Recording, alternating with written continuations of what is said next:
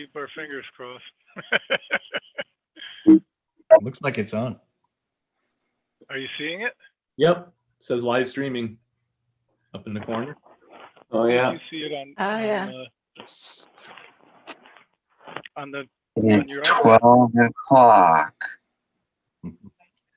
That's right. You're on.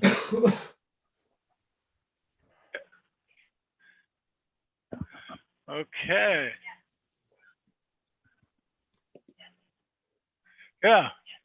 Who are you seeing? Okay. Welcome, everybody. We are here. So it's interesting that we're seeing everybody who's talking. Let me just see if I go to gallery view for the moment. That is hopefully what we'll see.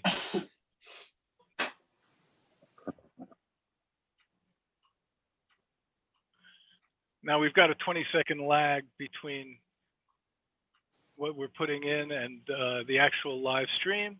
There we go. Welcome everybody, and we've got a dozen world-class artists here. Boy, we've got someone from the Netherlands, from Saskatchewan, from Colorado. Hey, Sally from Amherst. Great.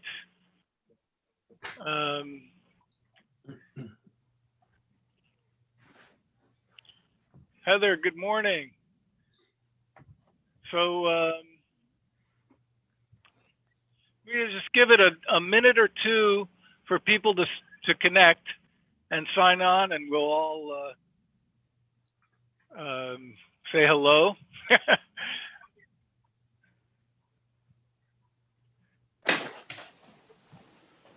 We've got people from all around signing on.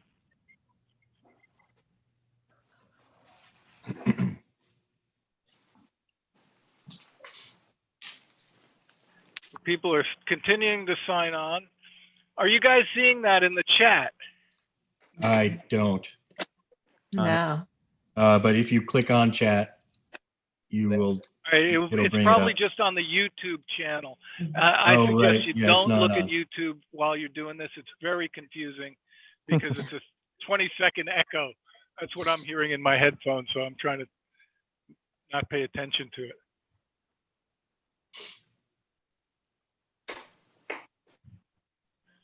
I see.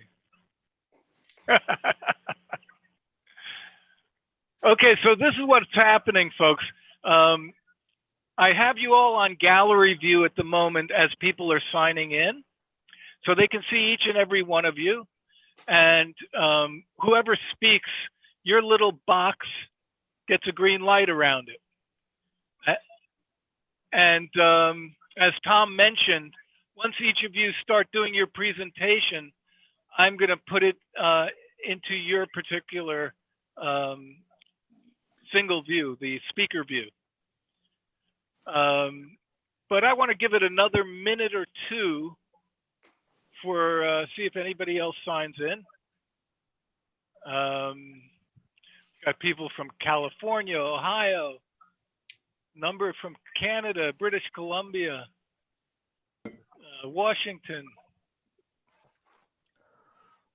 They're signing in, but it's actually not live. What's that? Is it live? Mm-hmm. Yeah, it is live, but it's a 20-second delay. I see. I guess what I'll do at the moment, no, it is live, but they're just making comments. It is live. Still some time, Bob. So I'm sorry, I'm hearing what you're asking twice in my ear. You want to still some time? We can go around the horn, just introduce our. So if people, when they comment, we have a number of wonderful prizes, which I'll go into later in our presentation. Gifts from Royal Talent, sets of paints. We have canvases from Frederick's Canvas. We also have some Princeton brushes. They're wonderful watercolor brushes. They're elites. We have a few sets of those and a few sets of their Aspen brushes that we'll be giving out. And we have a Plein Air Pro Advanced Series oil and acrylic easel, which is an amazing easel that we'll also be giving out. And for folks to actually win that, you have to be within the continental US or Canada. And we're asking that you send us an email at bob@maslafineart.com. And I'll put that up in a moment so that you can see it. And that you mention where you're from, mention Casa Fiesta prize, and also, what was the other thing? Oh, your favorite medium, what you like to paint in. And then we'll do the drawing later and send out those gifts. So right now, I'm gonna switch over so that I have the speaker view.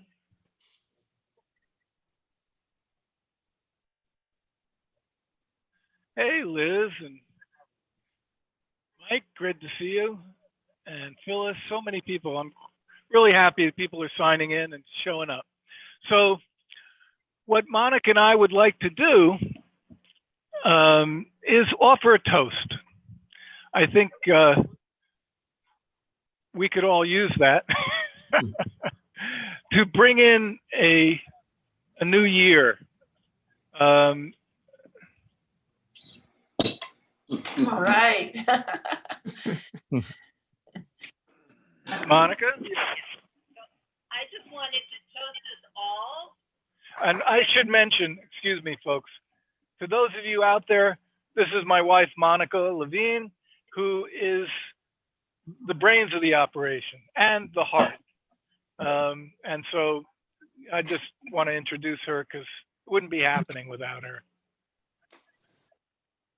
I would just like to offer a toast to all of us for a year of possibility and of movement and of abundance, of creativity, both internally and externally, because she's a hell of a strong force. And so I wish for all of you that you be surrounded with her energy as you move through this year. Talking about creativity. Yes. It's going to be an incredible year, and we really look forward to seeing you all in 2022 in Mexico in person. There you go. I wish all of this for you so dearly.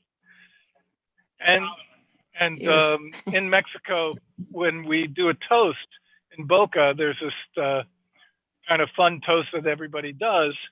But it actually has we impart it with a spiritual meaning. It may have one, I'm not sure. You can give it your own. It means above, below, and center, and within. So arriba, abajo, Arriba.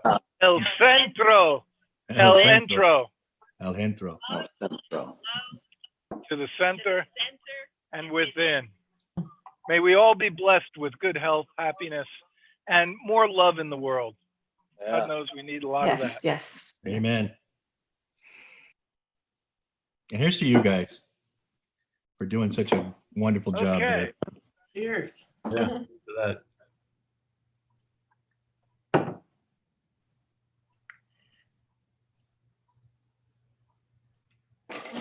All right. So at this point, thank you. Thank you. So what I'd like to do is we prepared a short 2.5, 3-minute video with some beautiful drone footage in Mexico over the Boca, and some of the artists' paintings that they've done of Boca, some photographs. And our son, Bram, is graduating this semester from the University of Miami, but he's doing it virtually here, has spent the last week writing, composing, and performing a piece of music to accompany this, which we just heard a half hour ago for the first time. And so in 23-year-old fashion, he delivered it just in the nick of time. And we were pretty blown away. I hope you guys, I'm pretty sure you will be too. So without any further ado, let me put that on. And by the way, he's also playing all the instruments, not just composing it, but playing the instruments as well. So here we go.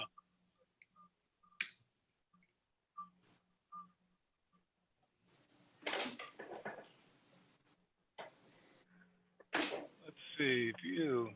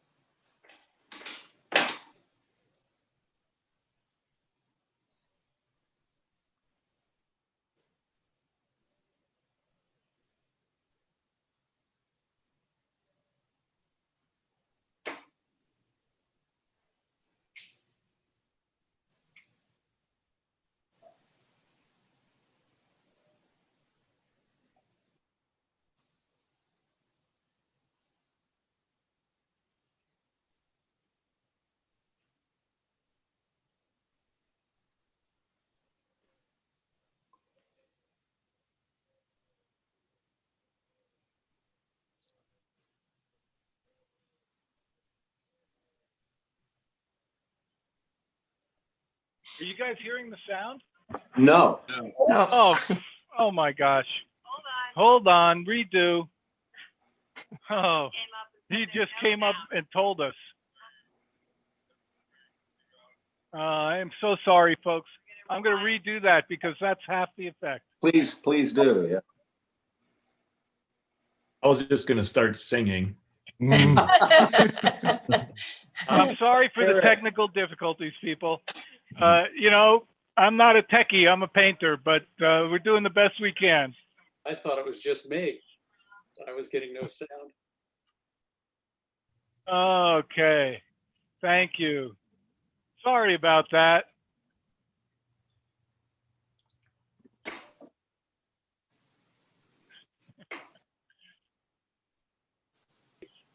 I was getting no sound. Okay, thank you. Sorry about that. There you go. there we go.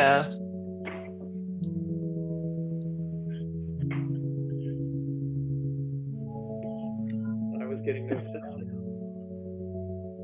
Okay, thank you. Sorry about that. There you go. There we go.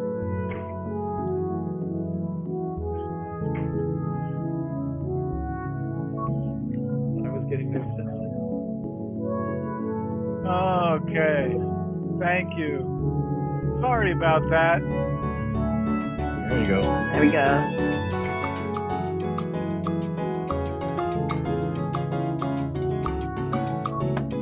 I was getting no sound. Okay, thank you. Sorry about that. There you go. There we go. There you go.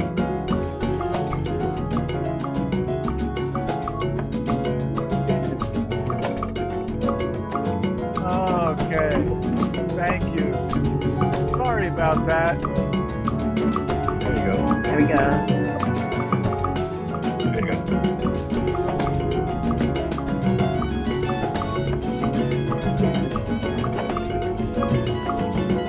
Okay, thank you. Sorry about that. There you go. we go.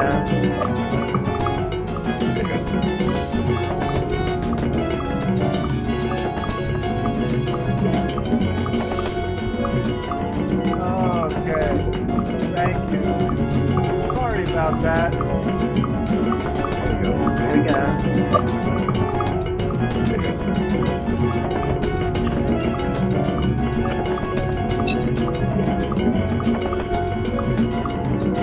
Okay. Thank you. Sorry about that. There we go.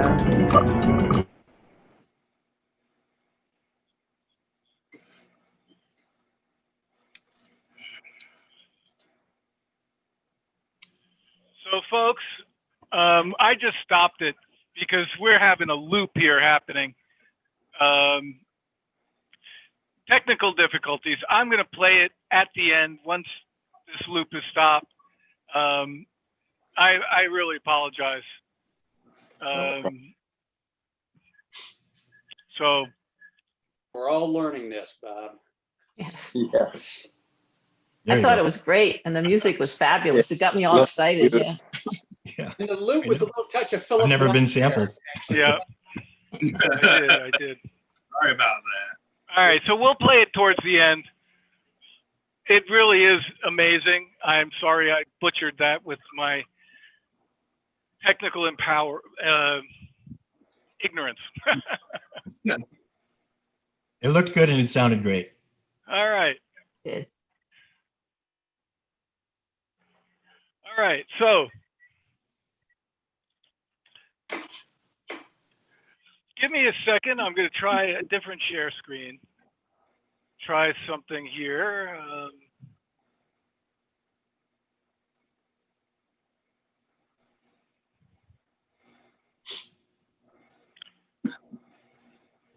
All right. So here are the artists that we'll be seeing today. Unfortunately, I mentioned to everyone that Robert Burridge won't be able to make it, and Tony Van Hasselt also is not available. But we have a dozen wonderful painters, and as I mentioned earlier, where is this? Ah, here we go. We have these gifts. I'll just mention again, send us an email to bob@masslafineart.com with a chance to win some paint from Royal Talons. If you live in the continental US or Canada, we can ship to you. Frederick's Canvas, we have a couple of boxes of canvas, and then plein air easel, and some wonderful brushes from Princeton Brush. Let me just, all right, so we're going to start introducing each artist, and they're going to take over.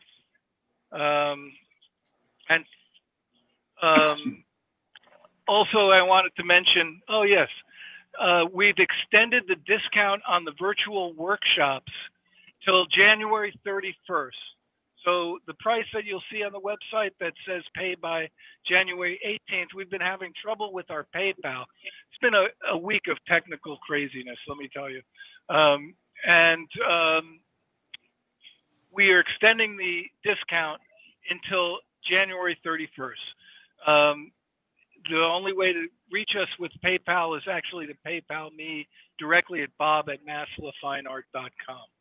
To pay for a workshop, but those discounts will apply through the 31st, and we're going to offer 5 all workshop passes, which is a 20% discount on the already discounted rate to 5 people that want to do that and go to all the workshops.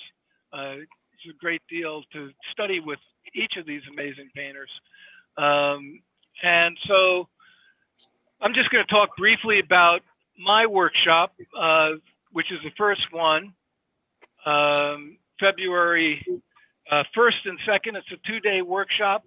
Draw like crazy. These are a couple of drawings, sketches from demos that I've been doing at different workshops. it's going to cover a wide range of drawing, but it's drawing to really learn how to see, because that's so important for painters. And oftentimes we forget about the drawing process and jump right into painting. But we're going to cover a lot of different exercises over a 2-day period to really enhance your eye-hand coordination, your visual seeing. We're going to explore very quickly the form principle for representational drawing, but we're going to move way beyond that into simplification and abstraction, and how to develop those qualities that translate into painting. So that's enough about me. I'm going to go now, and we're going to stop this share screen, hopefully not lose my camera. And we'll go on to the next artist, and speaker view here.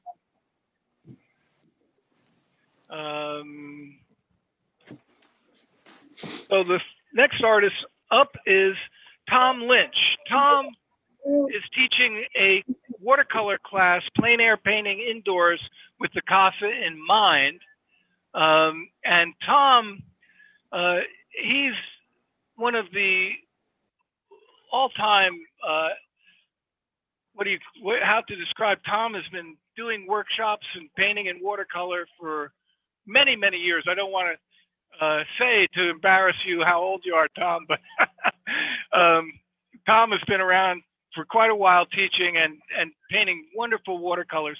And I have to say, when Tom first came to the Casa many years ago, I was just so impressed with how much energy he gives to his students, and really personalizes the attention to them in so many ways.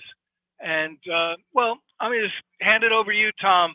Why don't you fill us in about your experience in the Boca? I often use Tom's quote in our advertising. After his first time at the Casa, he said, "The Casa experience is a breath of fresh air amongst the world of ordinary workshops." And that just kind of said it all for me. That was so beautifully said. Thank you, Tom. Sure, Bob. Take it away, Tom. Well, thank you very much. I'll just put it right out there. I've been painting professionally for 50 years. So as we were looking at some of the teachers and their kids, I'll bring in my grandkids that are even older than that. Painting plein air is one of the most favorite parts of my life and my journey as an artist. So I want people to have that particular experience at the same time. And also, it directly relates to a lot of the improvements that have taken place in my paintings, the time spent plein air. So there's a lot you can learn in a regular workshop and watching demos and seeing, reading books and videos and so forth. But there still is a missing link in that journey, that education journey, that search that we all have. And plein air painting can fill in the gaps so perfectly, it can complete the circle. So regardless of who you study with, or even for your own personal improvement, spend some time, go outdoors, as we used to call it, on location painting. So plein air is a big part of it. Now, as a teacher, there's also a great part of it as well, because I teach workshops. I've been doing online workshops for 10 months now, a couple of them each month. And I'm still happy to share with everyone some of my plein air tricks and secrets and what I do when I'm at the Casa teaching a plein air workshop, because for the student, there's things that I can't quite explain to them in a classroom, on a video, or even showing them one of my books. So there they can sit beside me, they can see what I'm seeing, and more importantly, they can hear what it is that I'm thinking about as we both look at the same tree or the boat or the thatched roof across the way. And so it's so important that they can now visualize. And I can't tell you the number of times when a student has said, wow, I finally get it. You know, their aha moment, where both my audibleizing and them both looking at the same thing, then at the same time, then they're watching where I begin and how I might capture the essence, keyword, the essence of what we're looking at. So it fits into so much an important part of everyone's plein air journey. I'll talk to you a little bit more, and I want to share with you a few images, along the way. I'll even end up showing you one of the night scenes, that I've done there at the Boca as well. But the important part is that what I do in my particular workshops, I start with a little small 45-minute quick sketch of some sort that's taking one of 5 or 6 or 7 lessons, helping them with learning how to simplify, helping them with somewhat how to think like an artist, helping them with how to start and paint loose, not that you need to all the time, or as you see there, the view out the window, to look at and see if we can focus in on the tone, the values of what's taking place. Capture the simplicity, as you see in that particular one. So I give not so much just we're going to go out and just keep on painting, but I try to take create a little lesson out of each experience. And what could be a morning lesson, a little 45-minute. Then let's do a painting and see if then that painting takes into play what we have learned in the lesson, kind of exaggerating, that particular lesson. Here we are inside, the Boca and so forth. So I want them to learn how to see, and the best time to do that is to paint, to paint plein air. I want them to learn how to think like an artist and not let the image tell them what to do. They're using the image as a vehicle with which to transport the viewer or to translate what your thoughts might have been, about the particular scene, in the Casa. That may look good now as a painting we've done later on, but the important part was the lesson I did at the beginning. I trained their intuition. And so that's what it is that I want to take and do, with the workshops. I'll give you a brief, example here. So here was a particular lesson, and there's a nice advantage too to this being a virtual class. I could take you in and have some super close-ups, and you can see that particular brush just make an exact mark in explaining things. So that's what I've had fun with the virtual classes, is to take it to a new level. So I did a quick study for the student, had the students then do it. It was all about just, can you see the big shapes? Now then, that directly had a correlation when they then did another painting afterwards. We had that short little quick study, let's call it, as a guide. So this painting is successful because it's just very simple, big shapes. So that's just one of the many lessons, but an example how I do my workshop with a little practice exercise. And then also, here we are up at Tuito with all of these. And I also have a student kind of get out of their comfort zone, do something that's not like what you normally do. I do a lot of simple big shapes, but here I come back and add a lot of calligraphy, brush work and so forth. So, my purpose of the workshop is to really to kind of take you and have you learn a lot, have some fun with the process, have an objective for that painting we're going to do in the afternoon.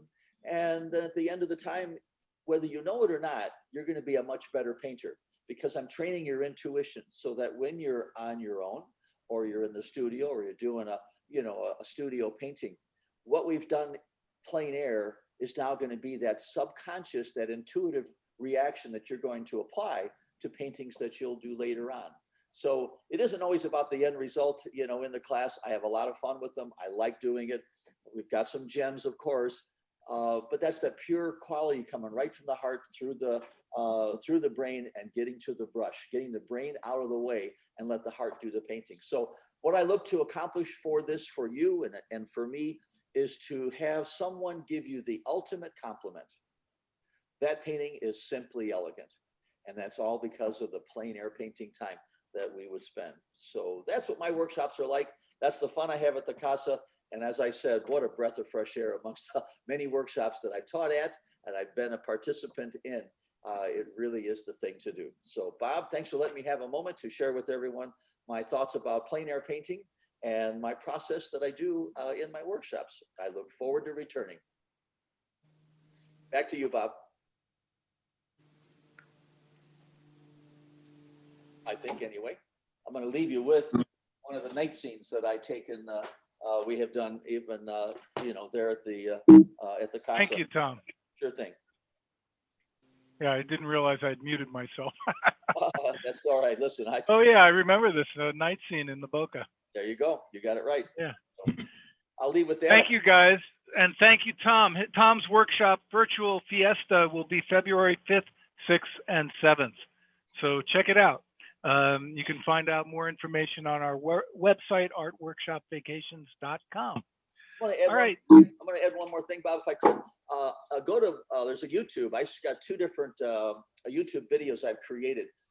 Not as good as what Bob had at the beginning, but showing the week's process. So if you'd like to see what also one of my classes are like, I've created that little video link of a lot of photographs so they can get a feel for starting out with the sunset dinner on the beach. So it doesn't get any better than that. Nice, nice. Thank you, Tom. All right. So again, February 5th, 6th, and 7th. And then right on the heels of that, on February 8th through the 12th, we have Michelle Byrne. Michelle is a fabulously creative painter, known for her palette knife work and very expressive energy in her paintings.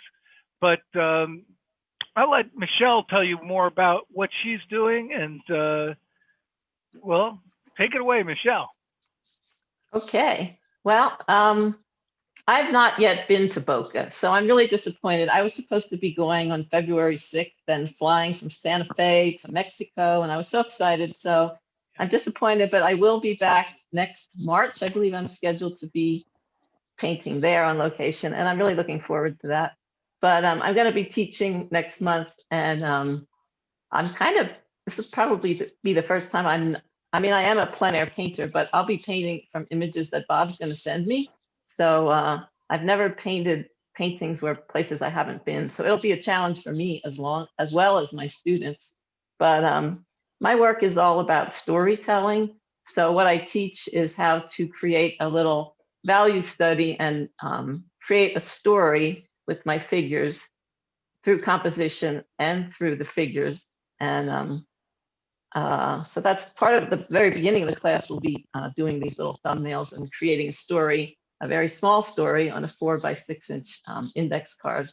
And then I go into how to make the colors and the composition all kind of harmonious and zoom you into a focal point. And I also teach palette knife techniques, and my paintings are pretty impressionistic and bold and colorful. And I'll teach you like how to hold the knife, what angles, how light of a touch, and that all has a major difference on the technique of the work. But so it's basically designing your painting, telling a story, and how to hold the knife and create a scene. So I'm going to share my screen and show you just this little PowerPoint presentation that I did. I just finished the class yesterday, so I had all these PowerPoint things ready. This is very short.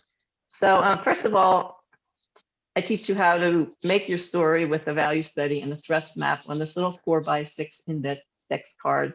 And I keep them very small so you can't spend all day doing your drawing. It's more about getting it down, making your plan, and then starting the painting. So I tried to find some paintings of beach scenes and water scenes since I have not been to Boca, but I have painted in Key West the last 8 years, and the East Coast and lots of beach scenes. So I'm just showing you some of this. And this is Harbor Glow, and that was from this image where I wanted you to look at the glow in the water. So I talk a lot about how I also teach perspective and how that works into a beach scene. I also teach it in city scenes, but I won't be teaching that for this class. And now I'm just showing you a few of my palette knife paintings. This was one 16x20 plein air that I did in Door County maybe 2 years ago. And the focus is on that man walking towards you, and that's created by a lot of the knife work and the colors and the composition. And here's a very bright one I did in Key West. When I go to Key West, my palette just gets really kind of crazily colorful. And that was a beach scene. That was a large studio scene.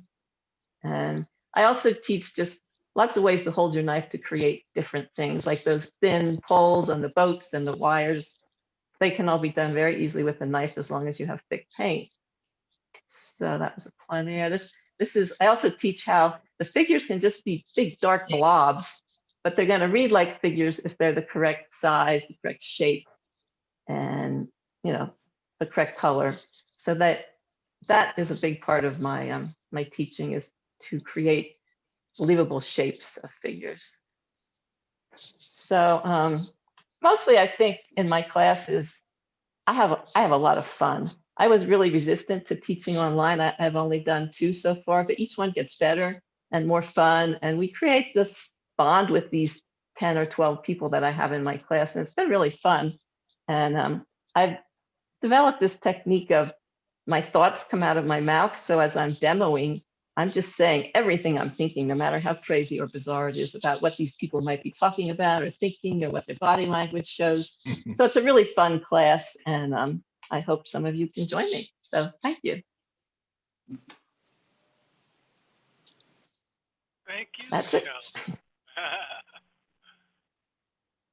Yeah, thank you very much. That was wonderful. Michelle's work is just, as she mentioned, really tells a story and captures a beautiful energy in her color, etc. It's just wonderful. Thank you. So, and again, Michelle's workshop is February 8th through 12th. And yeah, I appreciate it. I wanted to mention again, I don't know if I did this, but artists have been really generous in offering to sell their demo paintings at their workshop in donation for Ruby and the Casa staff kitchen, because people down there in Mexico are really struggling. So you'll be able to actually purchase these works at a real savings from what they would sell for in a gallery, and know that you're actually not just acquiring amazing work of art by these incredible artists, but you're also helping out these people that are just such lovely folks and really need the help. And they're the engine that keeps the Casa moving. So we really appreciate that. And we've created a site on our website. And if you go to the website, you'll see that in the store, it'll say demo sale gallery along the menu store. All right, and let's move right along. Next, we have an amazing watercolor painter, Andy Evenson, who will be teaching a workshop February 15th to 18th. Andy's work is just fabulous. One of the things I love about Andy's work is how he does these great tonal studies to really break down the process.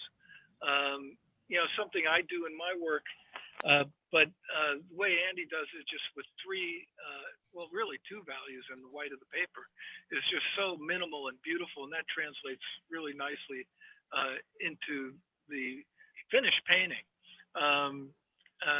So I'll let Andy explain what he's doing. Good.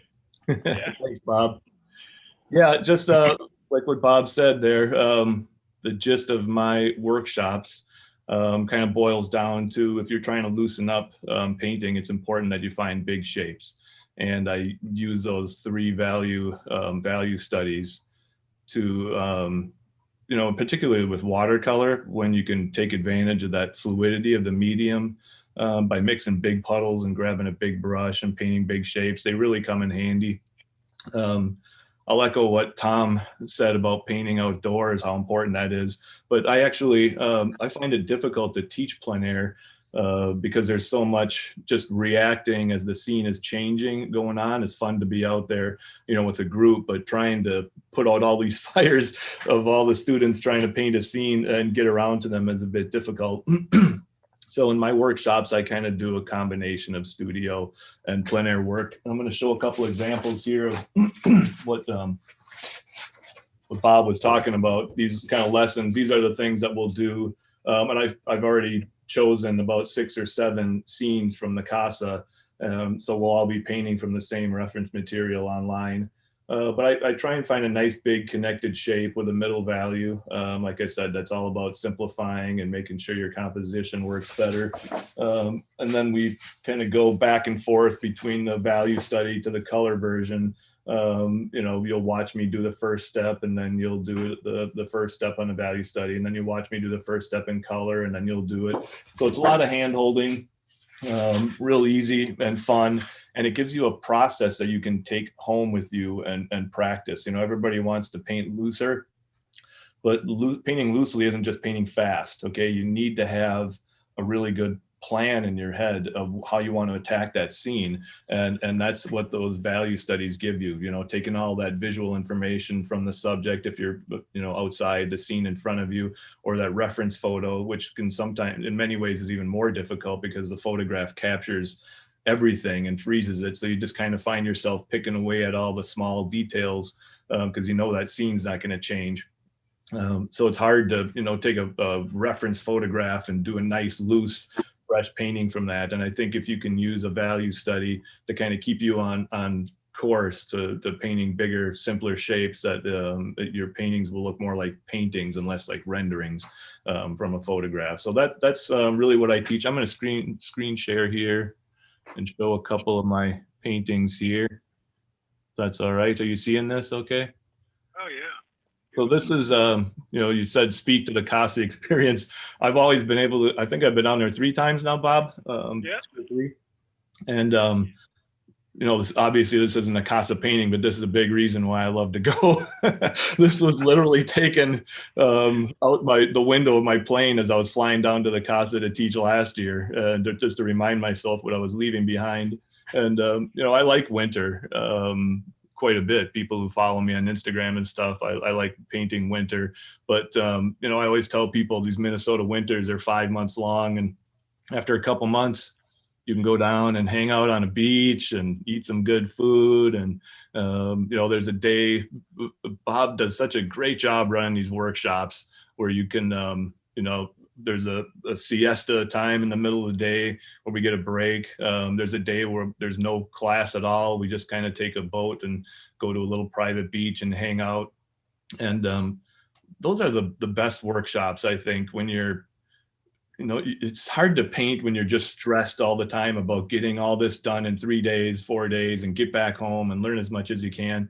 It's kind of nice to have those breaks, a relaxing atmosphere. We eat together, on the veranda. We eat breakfast together. We eat lunch together. We eat most dinners together. And so it's just outside of the class, you leave after a week and everybody knows each other so much better. I did a breakdown of this scene for a magazine article, actually, doing a value study and stuff. But you can see, in the background, those.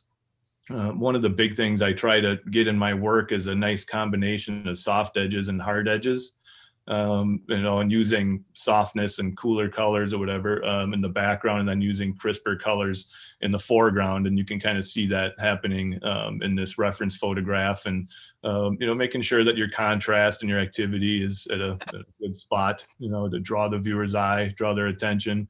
This is another one of my favorite paintings that I've done from the Boca. This is literally right outside the Casa. You walk down the steps and walk out to the beach, and this is where you're standing. It's just a really beautiful view. But here again, the importance of finding connections and edges and stuff. It goes from the water here right into the boat and down into the shadow on the sand, and it connects with the people on the beach and everything. So finding those connections and lost edges is a big part of what I teach. Here's another. This is up from the studio looking down at the activity in the fishing village. That's another one of my favorite ones. And there again, just trying to, a nice combination of lost edges, like what you see down here on the beach, and then the crisp found edges, where you're going to have the kind of the star of the show is what I like to call it. This is the one I posted today to kind of advertise this YouTube gathering. So I'll stop screen sharing here. Those are just some of the examples. And I'm confident. I've taught a lot of workshops. I think after a week or so, you get enough tools from the workshop to be able to go home and tackle your own work. So I hope you'll join us. Thanks, Bob. Thank you, Andy. That was amazing, seeing all those images of the Boca, literally from the front steps of the Casa. Yeah, I know. I love it. Exactly. That last one, looking upriver, is one of my favorite views in the morning. Light just coming over the mountains. It's just very, very special. Yep. Thank you. Thank you. Great. Looking forward to your workshop.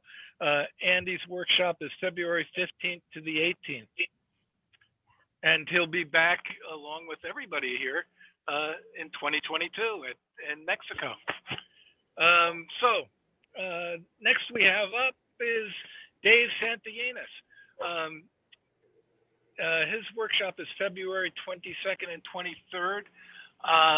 I met Dave along with many of these painters at the Sedona Plein Air Festival many years ago, and was really impressed with not only his painting, but Dave's low-key attitude in the way that he presents his work. It's just, he just comes off, with just a sweet energy, and the work is just so masterfully done.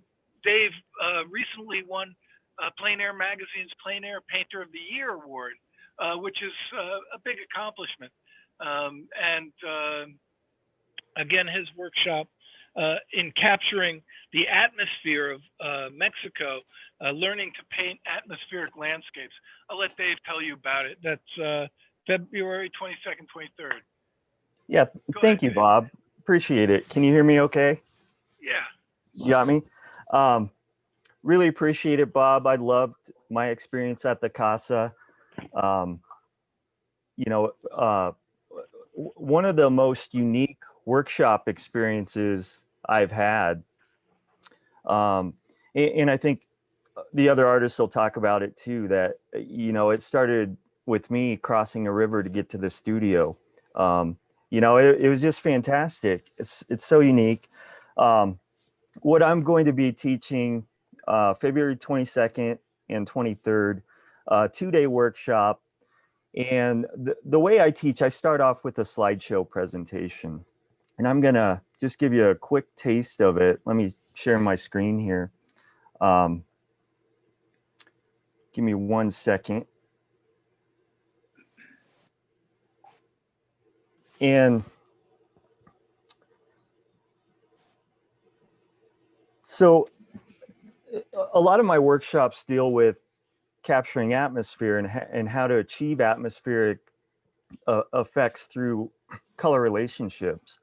So when I teach, a lot of times I'm talking about how you can change color simply by the colors that surround it. If we look at a color swatch like this, and it's this cool gray, there's nothing to suggest that this could work as light on a distant mountain. But if we surround it by the correct colors, suddenly that cool gray becomes a warm color, a warm light on a mountain. And I talk about those effects when I paint.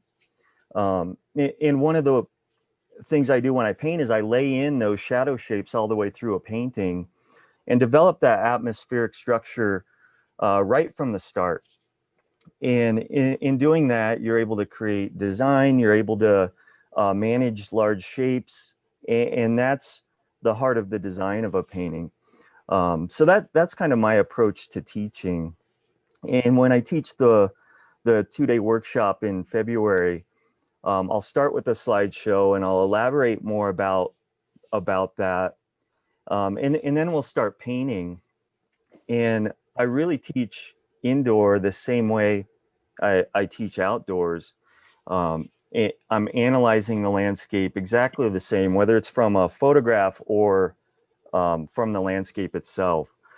So you'll get a lot of outdoor principles in this indoor Zoom workshop. And I just wanted to quickly go through, these were 2 of my favorite paintings from, I've had 1 trip to Boca, can't wait to get back. But these were a couple of my first paintings from that week. And again, the painting on the left was right from the studio. I mean, the views from the studio are incredible. So that was kind of my introduction for myself to the workshop, was painting this scene. And then the painting on the right was looking upriver in the morning, and the atmospheric effects in the morning are amazing. So, but that's the type of work I do. The rest of these aren't from Boca, but similar scenes that I've painted. And again, it's laying in atmospheric elements, and then, capturing, what I like to call just the essence of the scene. So I do a lot of editing on location to create the painting. And I'm pretty liberal with a lot of the things that I change on location, but ultimately I'm trying to capture the, more of my memory of the scene. Here's some more of the type of work that I do. Distance. Bob mentioned Sedona. This is a painting from Sedona. And I paint Sedona desert with the same exact palette I use in Boca. It's the same colors. It's just different starting points and finishing points as far as those color relationships. Here's another Sedona painting. And this obviously is not Boca. They don't get as much snow as we get there, but simple designs. I love to create simple designs, and I think my approach kind of lends itself to that, those simple, calm designs. And this was, Bob had mentioned I won the grand prize at the Plein Air Salon, and this was the painting that won. So let me stop screen share there. But that's kind of my basic approach to painting. I started doing an online school, so I'm getting much better at the technology behind these Zoom meetings. I've had to give myself a crash course and how to manage all the cameras and stuff. So technical difficulties are kind of a routine now. We expect them and just kind of roll on with them. But it'll be fun. And I put on day 2. So I'm going to do basically start with the slideshow in the morning. We'll take a break, then we'll come back and start painting. I'm going to share all my photo references that I use in the studio and kind of do it as sort of a paint along demo. I'll do a demo and I'll invite the students to paint with me. And then I put on day 2, we'll do another paint along demo in the morning, and then we'll drink margs and have a critique in the afternoon. So it'll be fun. Great. Thank you, Dave. That was great. Really wonderful. One of the things that really impressed me with Dave's workshop, I'd only seen him paint. I had never seen him teach, and I was really impressed with how Dave really breaks down his process in a really easy to understand method. And I know the students really appreciated that too. We're very successful with it. All right, let's move on. Who we have upcoming next? February 24th, 25th, and 26th is Randall Sexton. Expressive brushwork in the studio, the Mexican landscape. And Randall's workshop is broken up into a few different formats, but Randall is known for his really talking about really expressive color and expressive brushwork in his paintings, quite beautiful. And I was really impressed I think it was the first year that Randy was at the Casa. On Tuesday evenings, we have the artist night. It's kind of open house. We invite people from Boca and Vallarta to join us, and the artist does a presentation or a demonstration. And Randall decided he would do a portrait of me, and he, in about an hour, created this amazing portrait. And I think the last time he did one of our dear friend Ruben. But let's let Randy tell us what his workshop's about. Randy? Yeah, hi, welcome. Um, I just have to say a shout out to everyone that's tuning in. And this has been obviously a really tough year. And I want to echo a lot of the artists that have talked already. First of all, it's just such an honor to be with such a great group of artists. And I would echo a lot of the sentiments towards both Robert and Monica and the Casa itself. They do an amazing job.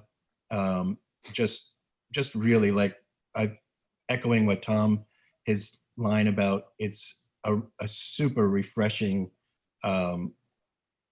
program that you put together, a week experience, really. It's just phenomenal. Really, really I miss going there, this year, of course. But we're dealing with it, and this whole, plein air, the workshops that are there, there's a lot of them that are plein air workshops for good reasons. There's such amazing things to paint there. It's very colorful. I can see where Michelle is going to just take all of that Key West color down to Mexico, and it's just going to play like crazy. So it's visually just a wonderful place, as well as a wonderful community. And one of the greatest things, well, first, I think that plein air for me, my workshops are plein air down there, and it's plein air is always such an adventure. You're capturing the day, you're capturing the moment, and that adventure is a huge part of what gets injected into your work. The weather, whatever's happening, the scenes, the adventure that Bob puts together is that we're there at the small town of Boca, gorgeous, very charming, romantic fishing village that we're there for that's where we're staying and getting together and eating 3 squares a day, phenomenal food, and then we go out and get out and explore some of the towns and some of the villages around as well. So I can't say enough about it, and I can't wait to get back. My workshop that I'm putting together is 3-day workshop, and it's open medium, and it's also covering 3 subject matters or genres of painting. Landscape to begin the first day, still life or figure the second day, and then the third is the portrait. So, and people will be able to just focus on one if they prefer to do that. But I will cover working in each of those subject matters. So I'm going to just get onto screen share and share you some of the paintings that I've done in the past there. Give me a second.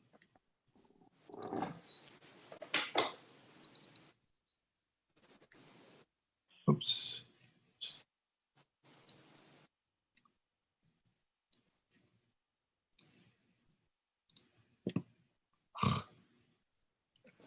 Talk about. Okay, are we good? Just seeing you at the moment, Randy. Is that right?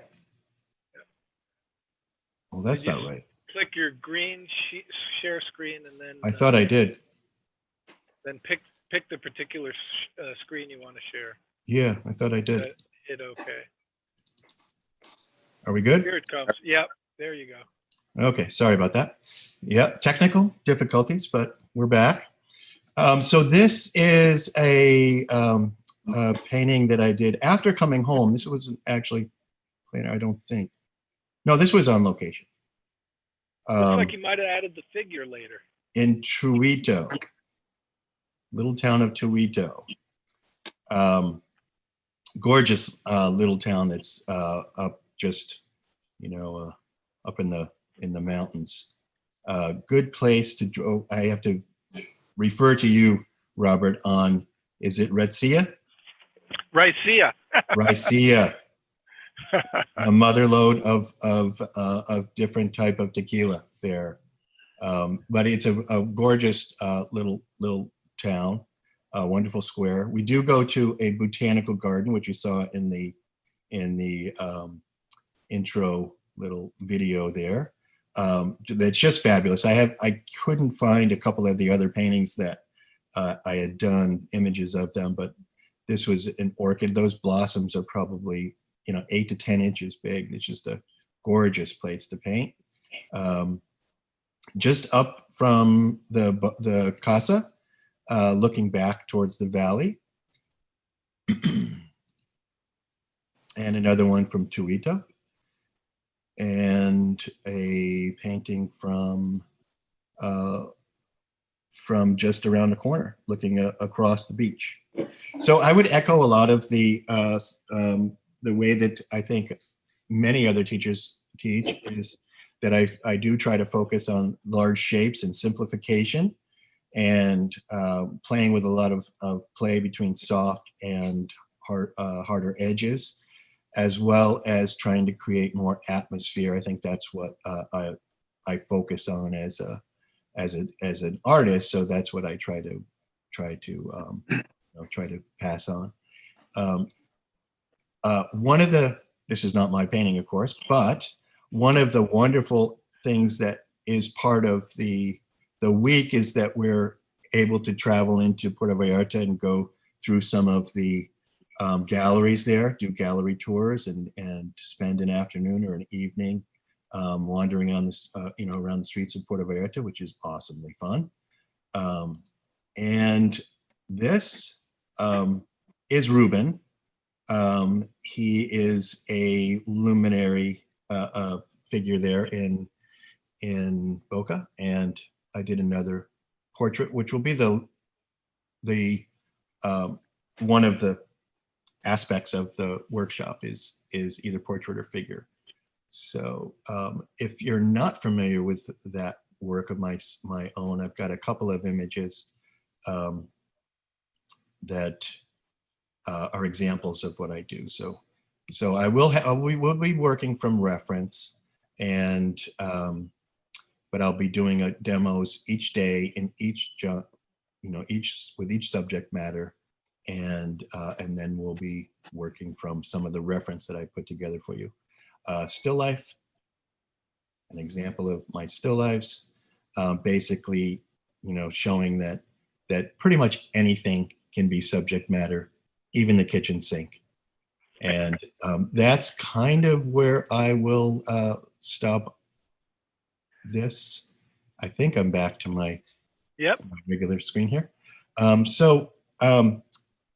One thought I had, Robert, too, is, part of this is to generate some funds for some of your staff.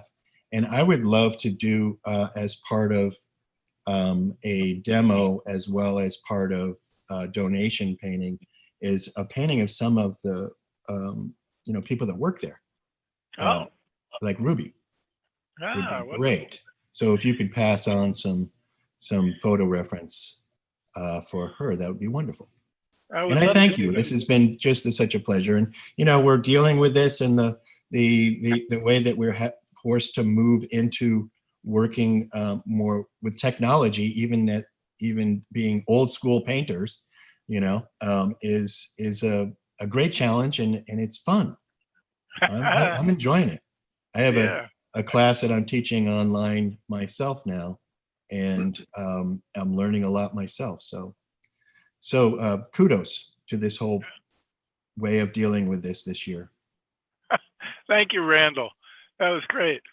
So Randall's workshop, expressive brushwork in the studio, the Mexican landscape, the still life portrait, and figure is the 24th, 25th, and 26th of February. And Randall is a lot of fun to paint with. I just want to mention again, I figured out why that the intro video was having so much trouble when getting that echo repeating, is I didn't shut the sound off on my YouTube channel, so it was echoing back and feeding back. So please stick around at the end. I'm going to play it. The soundtrack is really worth hearing. All right. I'd like to introduce, there are two painters that aren't doing virtual this year, but they're just amazing staples now at the Casa, just part of the Casa family, amazing painters. And as important, you know, when I look at instructors coming to the Casa, what really, one of the things that I look for is a resonance I feel in my heart when I'm talking to them, that they're good people, that their energy is positive and upbeat, that, you know, I know I've been teaching for 40 years at least. And I know that, you know, a teacher can make or break someone in the art field. And, you know, they have to know the difference between critique and criticism. And all these painters do. And they understand that we're trying to fan that flame of creativity. So next up is just a fabulous painter. I'm just always amazed to watch his brushwork happen, taking the abstract and pulling it together into something representational. And that's Jim McVicker. And I first saw Jim, again, going back to Sedona. He was the judge for that plein air competition that I was in. And a number of these artists were there. And when he presented his work, I was just blown away by the quality of the work and Jim's humility. For being such a master painter, I was just like, wow, I got to get to know this guy. And I'm so honored that Jim has come to the Casa with his lovely painter wife, Terry, who's an amazing painter as well. But I'll let Jim talk about his own work, and I think we got a glimpse into his studio a little bit. Jim, are you there? I am, Bob. Thank you very much. And hi, everybody. Yes, I won't be doing the virtual workshop, and I'm not scheduled to be there in 2022, I guess it is, but 2023 looks pretty good. So, and I think I've been there 4 times, and That's like Bob right, yeah. Bob said, we met in Sedona. And he talked to me about the workshops, and then I get this phone call that he had an opening, and Terry and I went down, and it truly is an amazing experience. I'm not a big fan of airplanes or airports or travel that way, actually, but once you get there and we got that cab ride to the Boca and you step out of the car, it's like you're transformed into this whole other world. It's an authentic experience. It's a beautiful place. Bob and Monica, I mean, I feel like royalty when we go there. I know all the students do too. I've had a couple of friends that live up here that have actually taken one of my workshops down there, and they just love the experience. It's a great place to paint, and I'm here in California, Northern California. We get cold and rain, but not like you East Coast folks. And so it's a great break from that winter blues that can set in. And so the experience is really awesome. And the food is always memorable. Ruby and her crew that come and cook and everything. Anyway, it's a dynamite place to be, and I highly recommend it. And all the instructors that are here talking today, I think everybody, I think we all kind of teach there's certain similarities being a representational painter, being plein air painters, those big shapes and working with values and color and drawing. But each artist that's involved here has their own individual take on that. And so each person is offering something unique and different. And I'm hoping that this virtual workshop works for everybody and is a great experience. Up behind me are a few paintings I've done at the Boca. And I'm going to do my split screen in an old-fashioned way here, but I'm not sure how well this is showing up. The the one there on the right, or I don't know if it's your left, is from the botanical gardens from the small town of Tuito. Great place, as Randy said, such a dynamite place to paint and be. Below, a couple paintings from just right there at the Casa, more work from the Casa. And the view out by the water, the view from up above, in the studio looking down. This painting, oh God, am I getting it on there? I'm having more technical difficulties than everyone else. I think that's visible somewhat. This painting was inspired by Randy's painting. That I think it was one of the last ones he showed. I had to ask, where did Randy paint that? So it was a house next door, and I stood on the deck, which I'm assuming maybe Randy did too. And anyway, it's a great place to be. And I'm always grateful to Bob and Monica and all the work they do to make the experience terrific. And it's highly recommended from this painter that people try and make it down, and when they are live again next year, try and make it down and take one of the workshops. You won't regret it. So thank you, Bob, for having me here today. Oh, thank you, Jim. And Jim has been kind enough to donate one of his paintings that he did, one of the demo paintings. Do you have that one there, Jim? That's going to be on our gallery this week. I think that was one of the first paintings of the week that you did from the Casa studio. Yeah, I tend to do the first demo I do upstairs. Everyone gathered in the studio, looking down, and then we venture out to the beach and up to the river.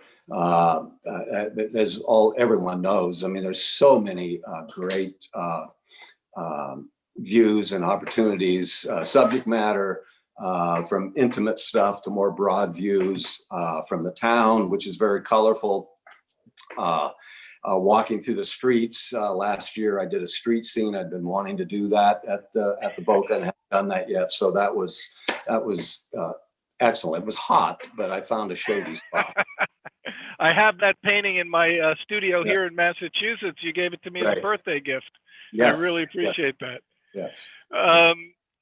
I also would say that scene that you painted from the studio, it's like painting in plein air with a roof over your head. It is. Yes, you're shaded, and if there's any inclement weather, you're protected, and it's a great view. You look down on the river, you can look out to the ocean, you look across to the town. And again, seeing Michelle's work from there were a couple in there that could have felt like the Boca, very much so. So I know she'll enjoy being able to get down there next year. Yeah. Well, thank you, Jim. And Thank as you. I mentioned, that painting will be up on our website this week. Jim has been so kind as to donate some of the proceeds from that to help Ruby and the girls and the staff make it through this hard time. We'll be selling the demo paintings and sending them the money. So thank you so much for that. You can go to ArtWorkshopVacations.com, and under the menu store, there'll be a page that you can see art demos. So thank you, Jim. Really appreciate it. Thank you. You bet. Bob? All right. Next, Bob? we got, I just wanted to let you know, for me, you're frozen on my screen, and you have been for a while. I don't know if it's the same for everybody else. Okay. Thank you for telling me that. I wanted to give you a heads up. Thank you. All right. But you can hear me okay, right? Audio's on, yes. All right. So let me just see if that's probably showing my palette. Yes. Well, it's a bird's eye view. Yeah. All right. So that was the problem I was having the last time with the Zoom link in my camera. But I'll just talk for the moment in frozen time because you guys will be talking. Meanwhile, I'll try to reconnect it. Next up, we've got Shelby Keefe. Shelby is not doing a workshop virtually, but she was down at the Casa last year, and we had a lot of fun. Shelby is a very dynamic painter, lots of great energy in her work, and has some wonderful techniques that she shares in her workshops. One that comes to mind is her beautiful bright colored underpaintings. And she layers her colors so that they really pop. And well, Shelby, why don't you talk about your paintings? You can do a better job than me. And she'll be back in 2022 in person. So definitely look for Shelby then. And by the way, I should mention, we'll be posting our schedule for 2022 sometime in February. So take a look at our website then. Shelby, go ahead. Hey, everybody. Thanks for tuning in. And I'm especially grateful to Bob and Monica for inviting me back for 2022. I am sorry that I'm not doing a virtual because I just haven't dove into the virtual thing at all. I'm waiting for in person. But anyway, my work at the Casa in 2019 when I went, that was the one time I went. It was just remarkable being able to come down to warm climate, friendly people, lots of great inspiration. So I brought my oils, but I also brought my watercolor sketchbook stuff. So what I'm going to teach in 2022, and by the way, my workshop is going to be January 29th through February 5th in 2022. So mark that on your calendars. I know it's a whole year away, but time goes fast.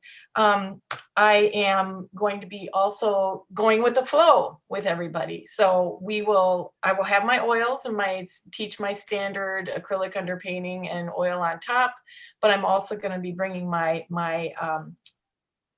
fun little sketchbook things here, and we'll be playing around with little watercolor sets and markers and stuff like that, so that when we do get to go on those excursions in the boat, I literally did this in the boat when we were taking our day to motor around and see the scenery. Just fantastic.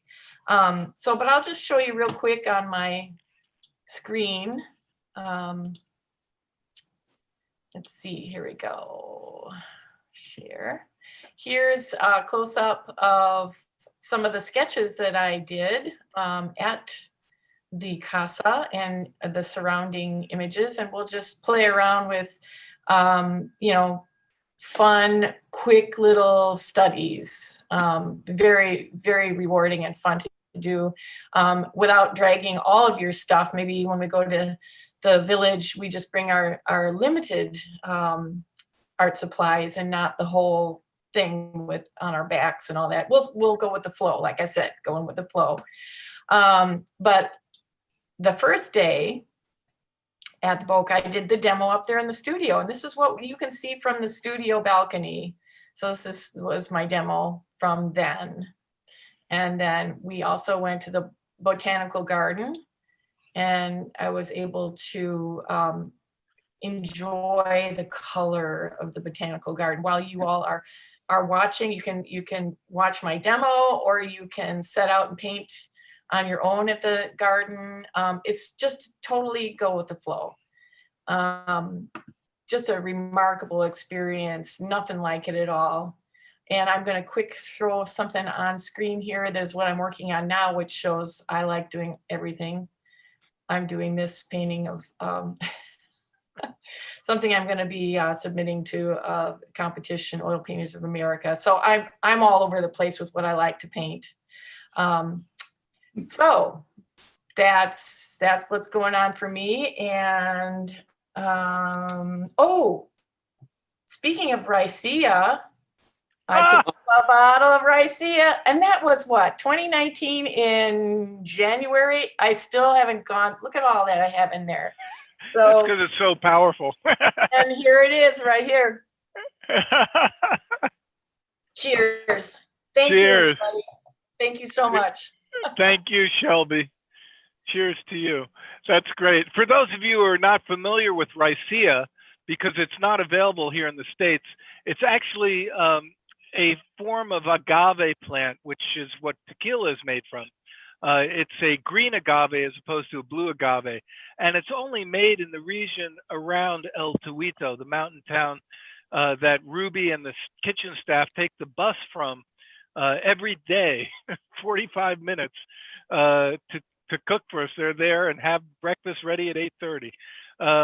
And so Ricea is a unique drink with a smoky flavor and a kick-ass effect. It's actually mellowed out quite a bit since last year. I mean, when I first took a sip of that, I was like, oh, but it's really good now. All right. Great. Well, thank you again, Shelby. And we're looking forward to being with you again next winter in 2022 in Boca. Love to have your energy there. Thank you. All right. Next we have is my good friend and an amazing painter, John McDonald. John lives probably about an hour from me. And I've got the great pleasure of being able to go out and paint with John during the summer and fall sometime. Oftentimes we'll go along the Deerfield River, which is between our homes. And John is an amazing painter as well as an amazing teacher, like all of these fantastic artists. And John focuses on the atmosphere in the painting and gives it a kind of poetic, spiritual energy is the only way I could describe it. And it's, of course, like everybody, is reflective of his energy field as well.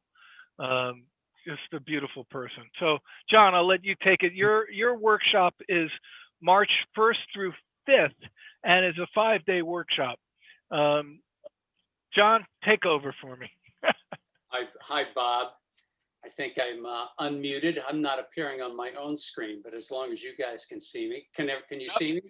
Yep, definitely. Okay. Good. Well, what Shelby didn't mention is the Ricea also makes a great paint solvent if you're caught with that. The question is whether you should be throwing it down your throat, but usually I don't really mind doing that when I'm down there at the Casa.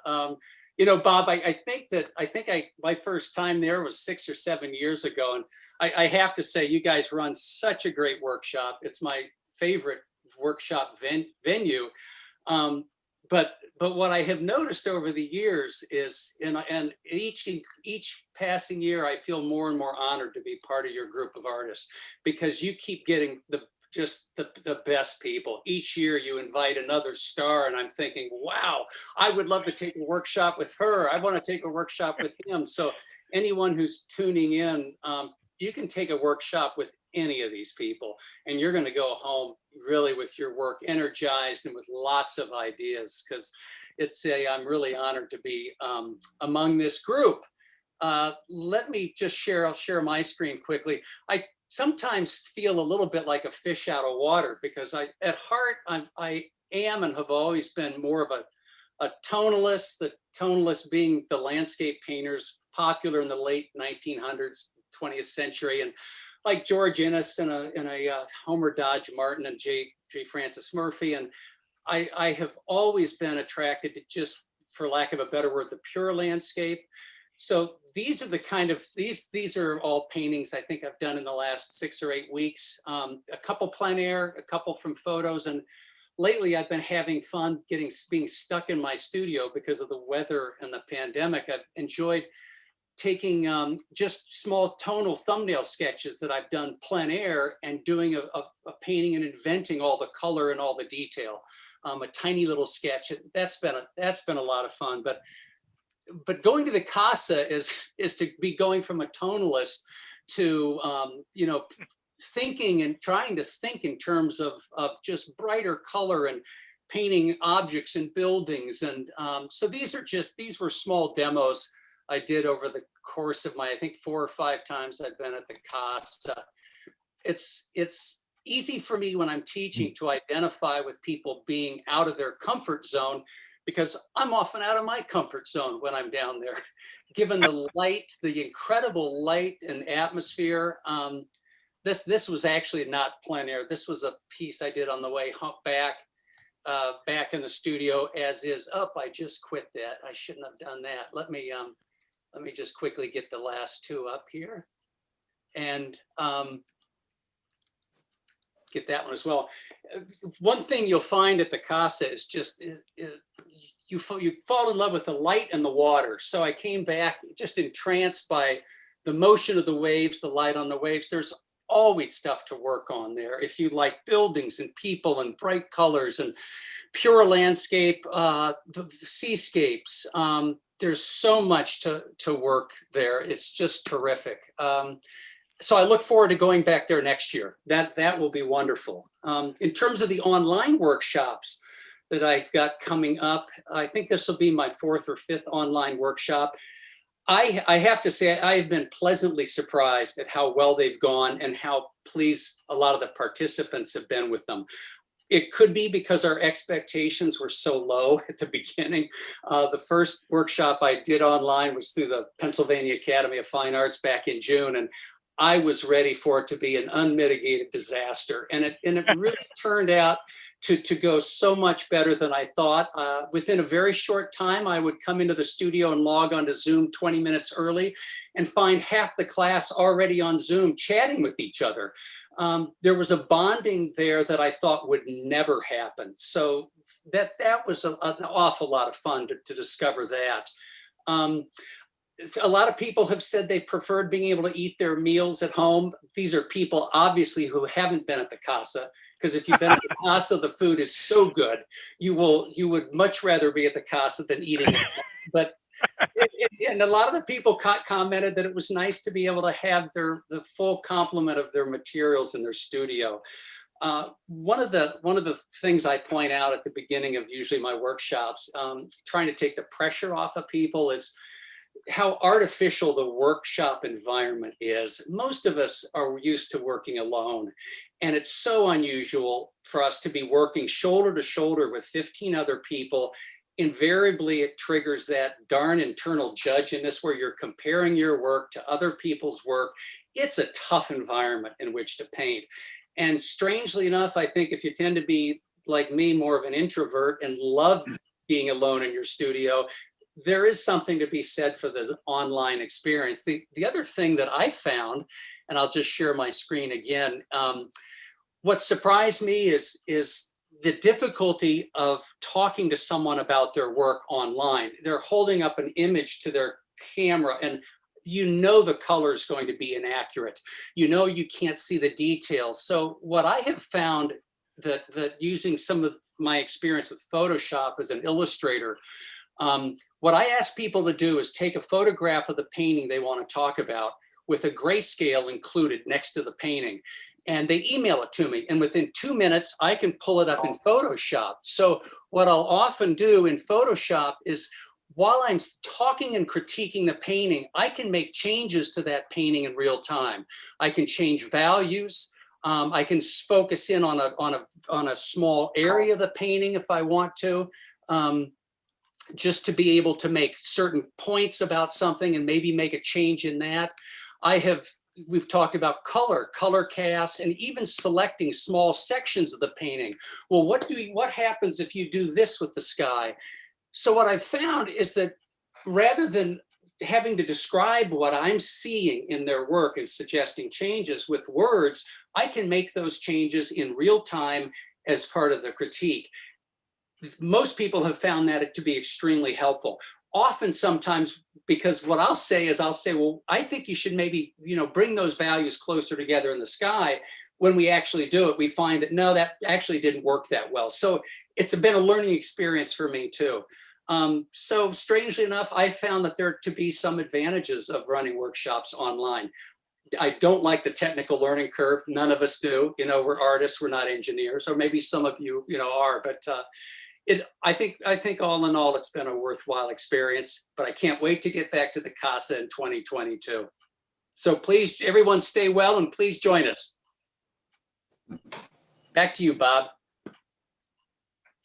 Great, thank you, John. I'm really happy that you addressed that question about critiquing the work, giving feedback, because actually somebody wrote to me this morning about interested in the workshops. I think it was Patricia. She asked if how do the workshops, do we do that?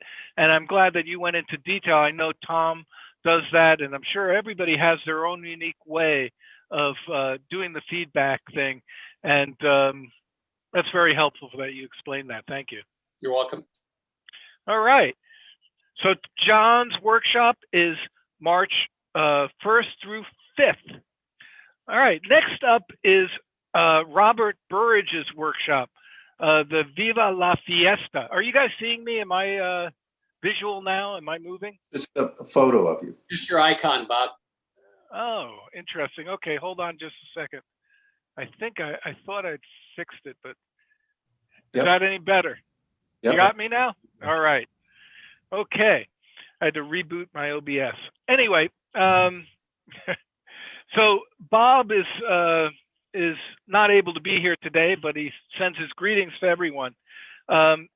His workshop is March 9th through 12th. If you know anything about Bob, one of the things I know about him is he's first of all an abstract expressionist painter. His workshops are all about loosening up, and he has numerous exercises that he shares on just how to do that. He is like an ever ready, the bunny, you know, he's always moving around doing just a ball of energy and just sharing tons of information. But he's broken his workshop into 4 days, and they're 3 hours per day. And he has each one set up a little differently. The first day, he's going to be loosening up with paintings of Mexican coffee, tropical fruits, hot chili peppers. So he's going to give you exercises. Bob likes to work in multiples so that you get that muscle memory happening, so to speak. He'll also share with you what he calls his goof-proof color wheel, so that you get harmonious paintings.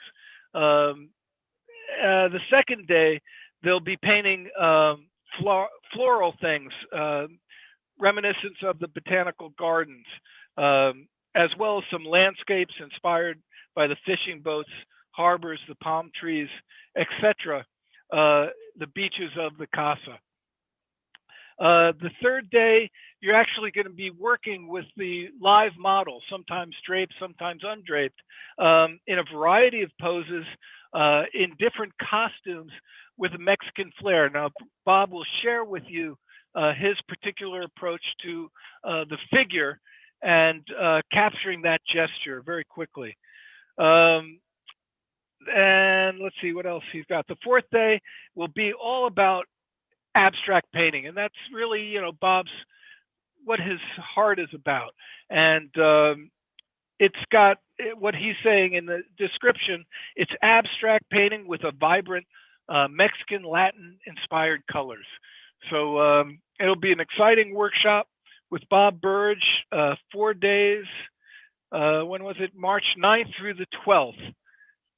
And he'll be back in Boca with us in the following January 2022. It's on now. Thank you. All right. We just have a few more. I want to say this is so great seeing all these amazing painters together. Thank you all for being there. So we've got up next March 16th through 19th. I've always admired this painter's watercolors from afar, and last year at the Plein Air Convention, I actually got to see her painting in real time. And she's just a lovely person, and we're really happy to welcome her into the Casa family of artists. Kiko Tanabe. Kiko is known for her beautiful flowing watercolors and loose impressionistic energy to them.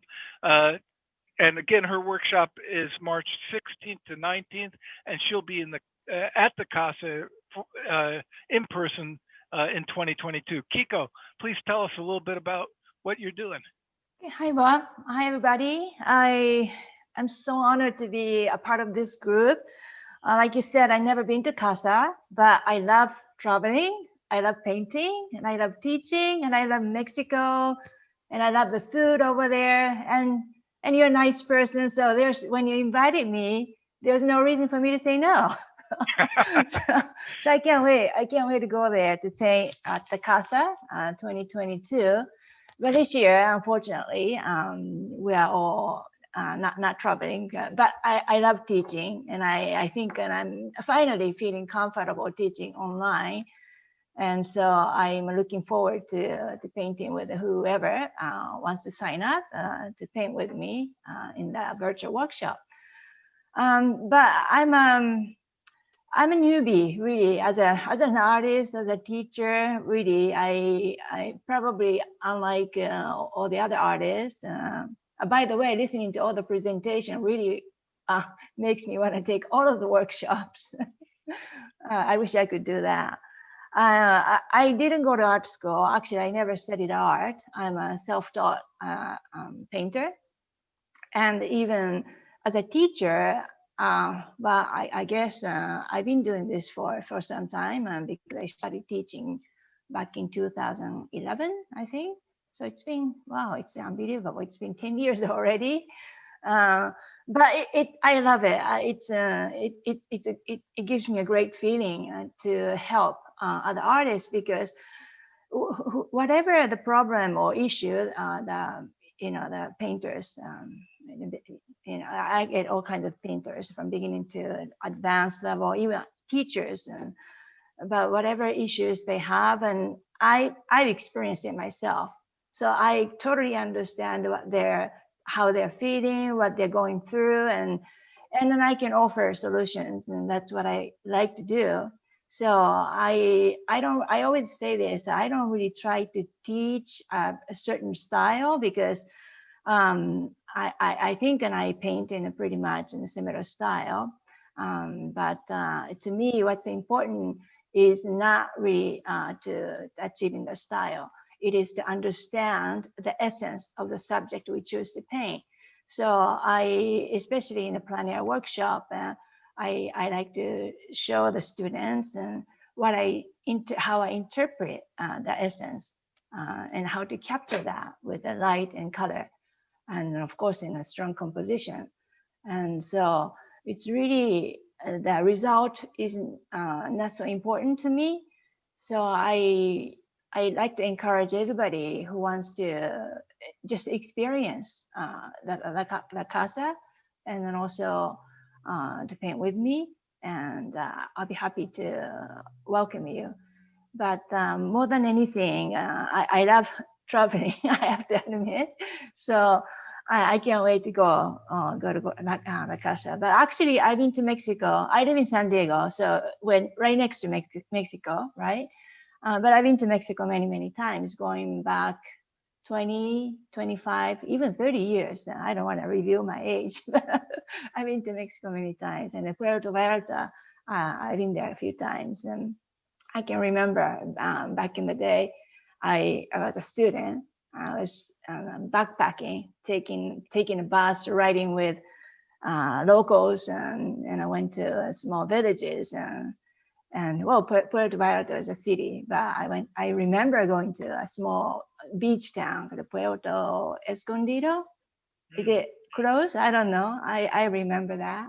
But I went to virtually all over Mexico and traveled quite extensively. But recent years, I've been only to Mexico City, teaching workshops there in the capital. And but anyway, I have many friends there. I just love everything about Mexico. But it is very different. Somebody talked about colors, and I always use the same palette. I don't try to change colors in my palette no matter where I go. But I'm feeling that when I go to Casa, I may have to prepare a different palette. because I have a palette right here that I use. So it's quite small. And then I typically use maybe 8 to 10 colors, and I mix a lot. So usually it's okay. I mean, I can create colors and that are satisfactory in my painting. But yeah, I'm really looking forward to exploring colors in Mexico, and it's one of the things that I really like to do. But when I travel, I like to do a lot of sketches. I'm a big fan of filling sketchbooks, and I have to confess, I enjoy that more than doing a serious painting. And then I want to show you, because I've never been to Boca and I don't really have any paintings that I can show you. But from other places that I've been to, to show an example, the sketches that I do. So I use watercolor, that's my medium. And sometimes I just do a pencil sketch or pen or ink, but I like using watercolor in my You could hold sketch. it up a little higher. Yeah. There you go. Perfect. Yeah, so this one was done in Rome. I was painting, and then the whole people came out of the church, and there was a wedding. And this is somewhere in France. And I just go quickly just to give you a flavor of what kind of sketch I do.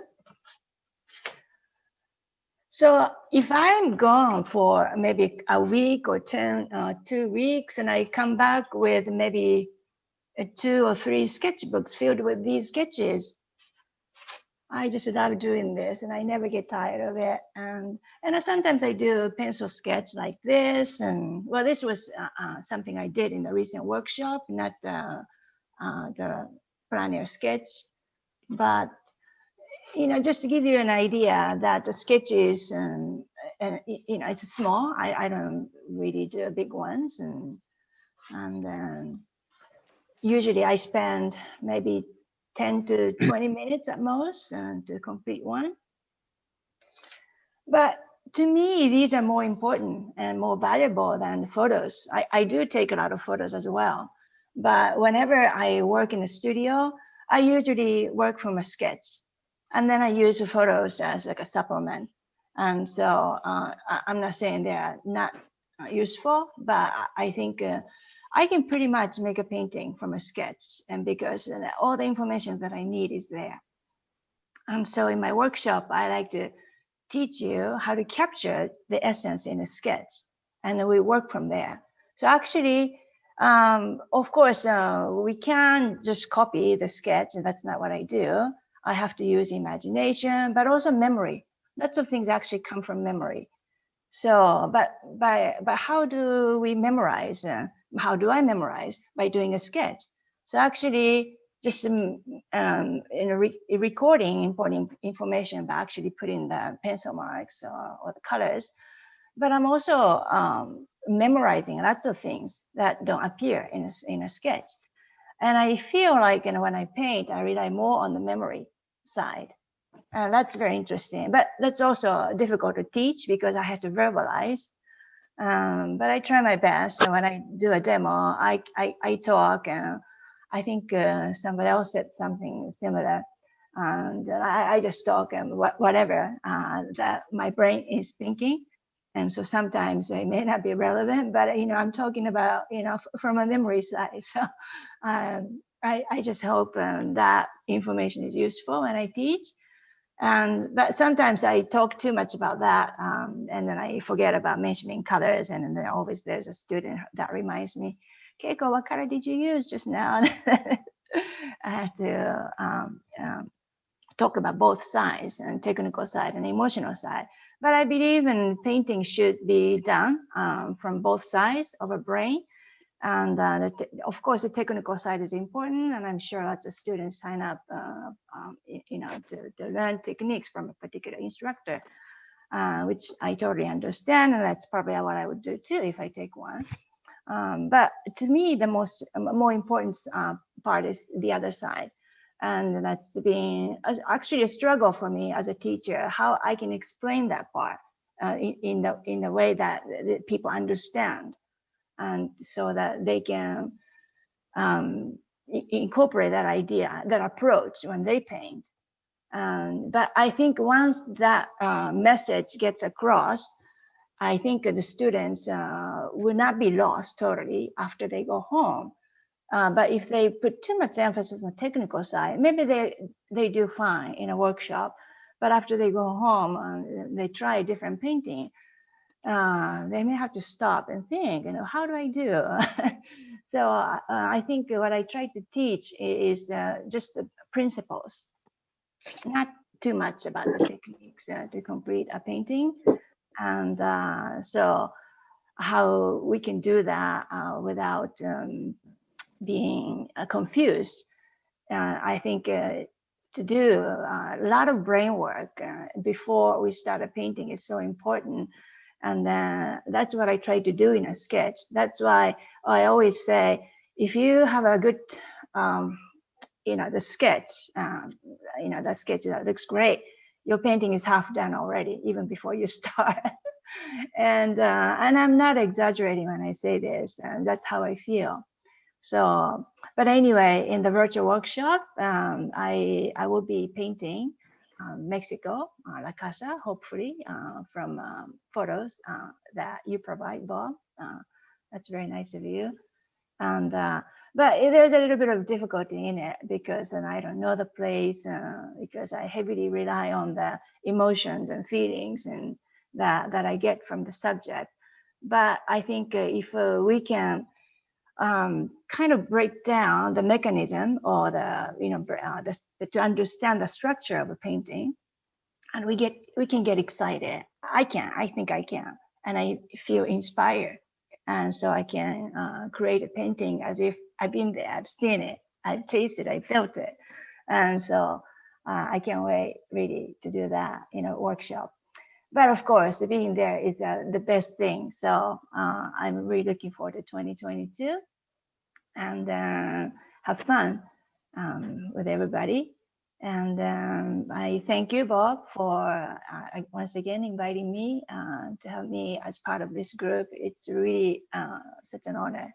Thank you. Thank you, Kiko. Jeff had mentioned in the comments on YouTube that your sketches are amazing, Kiko, and that you're much too humble. There have been many comments, and I'm sorry I hadn't been reading them, but people are really appreciating each artist in so many ways. It's wonderful. And I want to give a shout out to Steve at Casa Serena Hotel Isla de Mujeres. Steve is a painter. We've had many guests come to the Casa year after year, some 4 or 5 years in a row. Well, Steve, his first time at the Casa, he booked 4 consecutive workshops.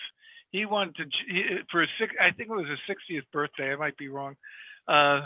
He wanted to give himself the gift of diving back into his art, and he booked 4 workshops in a row. And he's actually the inspiration for us offering these 5 all workshop passes at the 20% discount, which you'll find on our website. I haven't posted it yet, but thank you, Steve, for just being such a great support and just a wonderful spirit. All right, so moving on, we just got a couple more. Keiko's workshop in the virtual Fiestas is March 16th through 19th. So I hope you can join her for that. Next up is another amazing watercolor painter. Sometimes I invite artists on the words of other artists. Sometimes I see their work and I just say, wow, I want to bring them, or I meet them.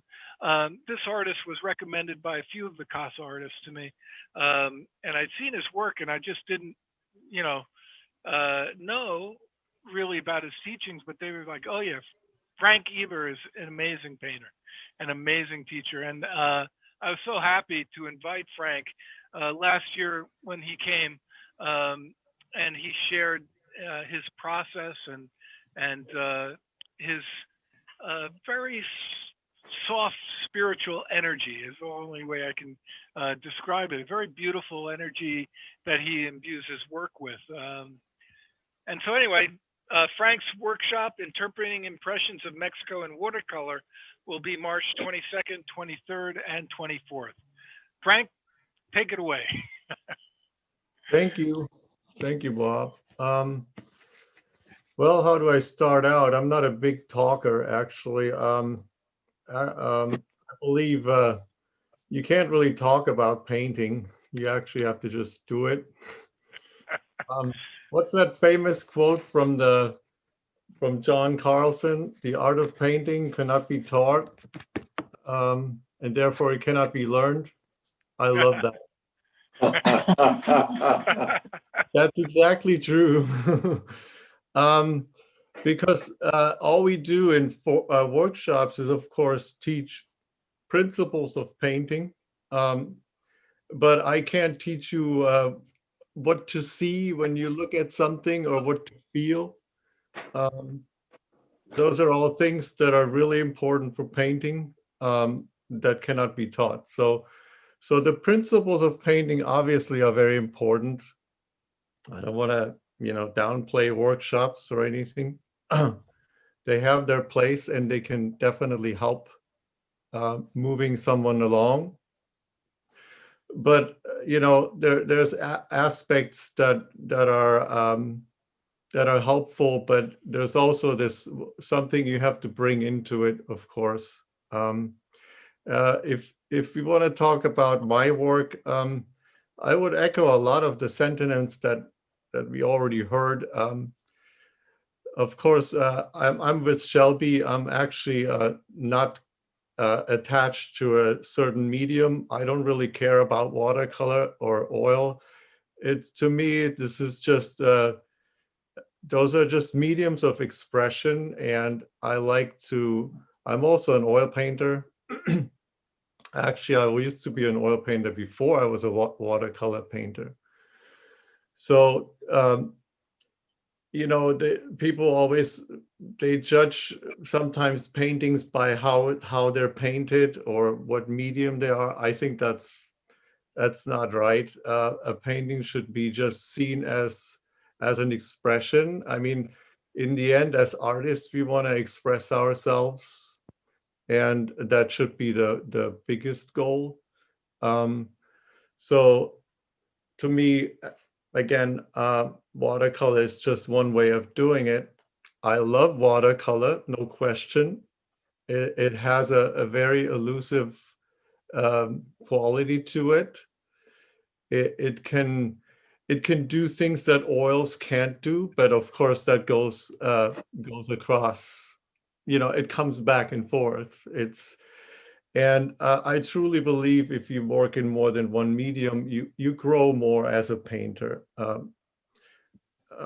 I can only speak for myself, but if you look at the course of history too, a lot of the best painters out there, they were doing more than one medium.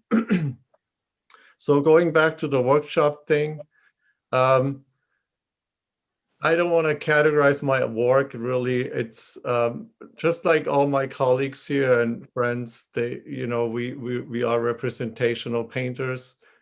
The thing that I really focus on with watercolor, and that's where my oil background comes in, it's the world of edges.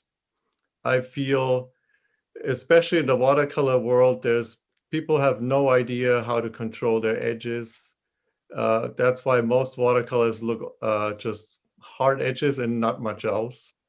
So that's one of my big things, because there's a way to paint watercolor just like you paint an oil, and you just have to know how to do it. And it involves a lot of water. So that's sort of my approach that I like to teach more of. That control of edges where you have papers in different stages of wetness and all that good stuff. So, and keeping the paper wet, maybe even for half an hour, on a section where you work, it's all possible. So that's why I like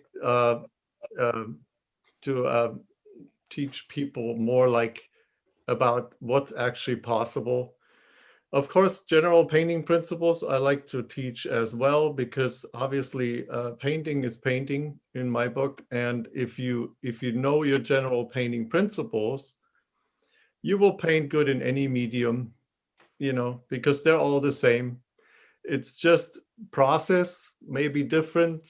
There may be differences between mediums, but in the end, what we're all doing is getting a good value pattern in the painting, color harmony, and we have a certain, we strive for a certain realism in the work. I mean, at least I do. And for me, it's very important to mix very realistic colors. I just love that challenge of it. It's not, you know, everybody has their own approach, but I mean, for me, the art of color mixing is one of the big things in painting. So, and not just mix any old thing, you know. Anyway, so I'm gonna share a few things here. I'll make this quick. I've been to the Casa last year in, I think it was February, Bob, right? Okay, early February, so before all this pandemic hit. So we barely got the trip in, and then afterwards, everything pretty much fell apart. So, so I was very lucky to get there, and like everyone said before, it's a very unique experience. It's nothing like you've experienced before, because I was like that too. Yeah, just go to Mexico, you know. Anything, you know, if you haven't been to Mexico, especially like myself, you have a certain, and you live in the United States. I'm a German national, but this is my home. You have there's a certain way people view Mexicans, and I'm not saying all across the board, but you go down there, you'll be very, very surprised how different it is. At least that was my experience. And people are super friendly, the nicest people, helpful, open faces, you know, none of that jaded look on their faces. So it's very, very, very cool experience. And just getting to the Casa, where you have to go across the river to even get there, I mean, that's just really cool. So anyway, I'll share the screen, show a few paintings. I'll make this quick. So here's one. This is basically, you can walk, there's a little path on the left-hand side in this painting that runs sort of back here. That's where the path goes to the Casa. So that's where we basically, it's all covered by the trees and right now. And then here's another one. This is kind of a sunset scene. So this, I'm advertising my watercolor workshop, so I'm only showing watercolors right now. So this is a late in the day scene. It's not plein air, obviously.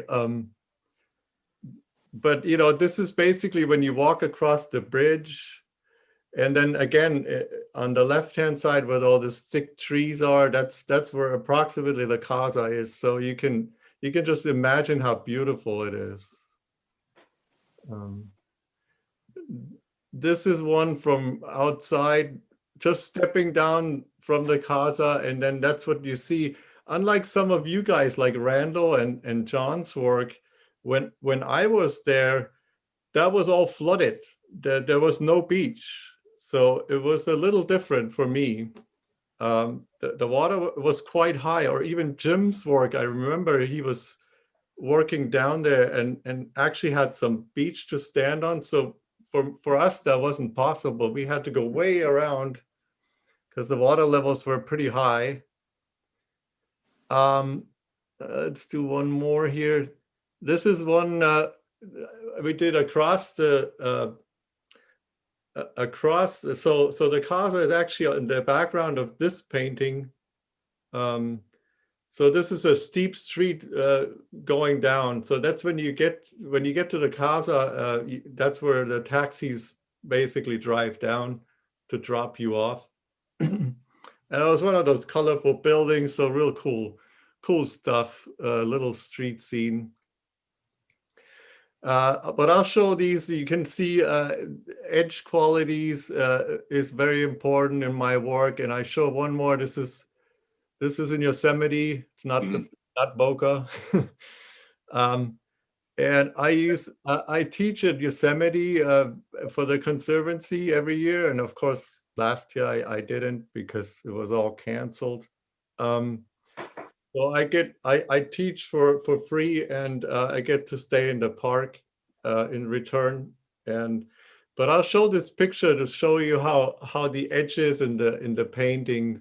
So you know, to teach you how to paint basically hard and soft edges, but everything in between too. So that's really what I'm focusing on most. So my workshop is, I think it's, let's see, 22 to 24 in March. If I have this right. So yeah, I look forward to everyone. Maybe we'll meet up, and of course I'll be at the Casa at 22, which is really more important because I'm actually not a fan of the online thing. No matter, I don't want to use the strong word, but let's call it, I dislike it. Okay. I'm doing some online mentoring, so one-on-one. That's how I survived last year, but no workshops. So I'm doing this just because I want to help Ruby and her daughter, because I know they're lovely people, and I will donate a painting too, of course. So I'll talk with you about that, Bob. Thank you so much, Frank. Really. So yeah, beautiful work too. It's so nice to see these paintings of the Boca and how each artist interprets them in their own wonderful way. It makes my heart just swell up. So yeah, Frank's workshop is March 22nd, 23rd, and 24th.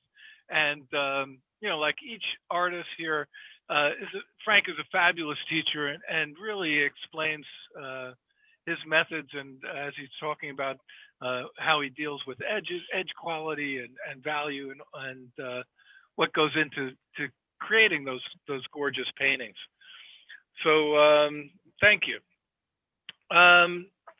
Now we have a painter who came last year, also another amazing watercolor artist. I saw Paul's work years ago, and then happened to see his book on watercolor painting, and for a long time thought about having him over to the Casa. And I know, you know, and looking at his work online, I thought, well, you know, this is a guy, how's he going to teach these techniques? He's teaching a technique, painting the reflections and transparency of glass in watercolor. You know, when I saw him teaching at the Casa, I was very impressed how he broke down some, you know, complex techniques and explained them really clearly and gave a lot of background. So each of the students, from those who had not painted a lot to those who were very familiar with watercolor, really got a grasp of what Paul was demoing and what he was talking about. And Paul's workshop will be March 29th through April 2nd. And again, it's about painting the reflections and transparency of glass and watercolor. He's well renowned for his gorgeous still lifes, but Paul also travels all over the world doing plein air painting. I'll let you, Paul, why don't you tell us about your work and about what you'll be doing in the workshop. Hey, Bob, good to see you again. Yeah, great to see you. I think my last international trip was to the Boca, and then I came home and quarantined and hid in my studio. And I honestly haven't seen human beings since. But I've been using my bokeh experience to sort of work off of since then, hiding out in the studio. And I've got pictures of the bokeh that I figured I would share, since that would maybe help people get an understanding of what they're up for when they show up, other than having to cross a river on the way in, which is probably my most fun part. But and then I'll show you a couple of pictures of some of the artwork that I do as far as the reflections and transparency in glass. Let's see, share the screen. I'm really good at this, right? All right. Pictures of the bokeh. This is the front gate. You can kind of see across the river. Is that coming in clear? Yes, no, maybe? Okay, good. Let's see. Yeah, we got it. All right. This is basically, as you enter, what you're going to see coming into the bokeh. This looks like one of Frank's paintings, honestly. Crossing the river, every day, sunrise, sunset, middle of the day, doesn't really matter. You get to see these fantastic boats that are just picturesque and working out for you. Opening night dinner, where we gather across the river at one of the great restaurants. Back across the river. There are views everywhere around. When I travel, it's almost as much about the traveling as the painting. And I'm looking for, you know, things I can take home with me to inspire me when I get locked down for a year. This is a distant view of the Casa, the sort of yellow-orange building in the background. That's the Casa. It's kind of nestled into the trees on the hillside with the town across the river and lots of scenic views. Pictures of the botanical gardens. Obviously, you must take a lot of your groups up to the botanical gardens because it's just an amazing place that you can find all sorts of things to paint and draw. I must be into the puppies because they seem to be everywhere. Oh, and you get entertained a lot while you're at the Casa. A little dance performance from Bob's daughter and son-in-law. Coming back to that same view of the Casa, morning, noon, and night. Hey, look, the folks in the kitchen, Ruby and the girls. The food that you have every day at the Casa is amazing. You almost have to take pictures of everything that you get to eat there. This is the studio. Lots of space to work. Every medium, there's extra materials around if you forgot something. I left most of my supplies behind last year just so I didn't have to bring them next time. And so anybody needed a big watercolor palette, it was there. Oh, more of the food. And lots of bird life right outside the front steps with cormorants and pelicans. The people around are amazing as well. Sunrise and sunset every single morning was spectacular.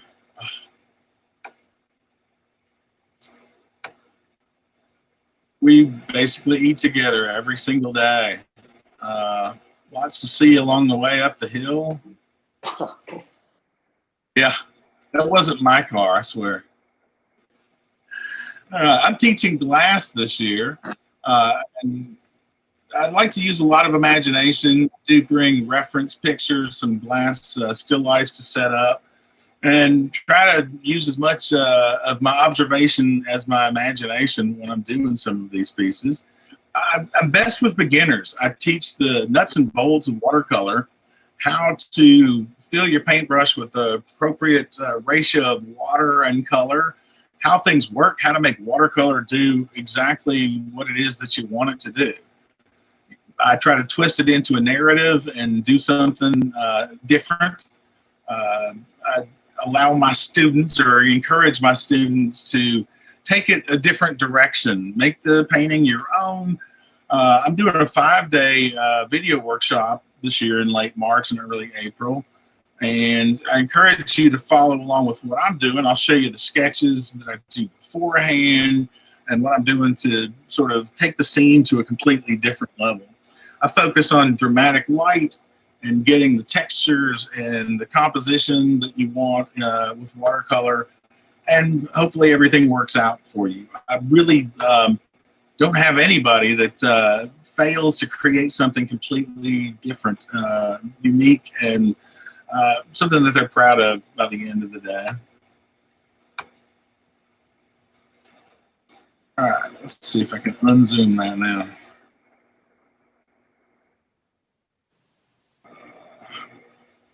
I am brand new to this Zoom thing. All right. You just have to turn your video back on. And Aha. There we go. Back on?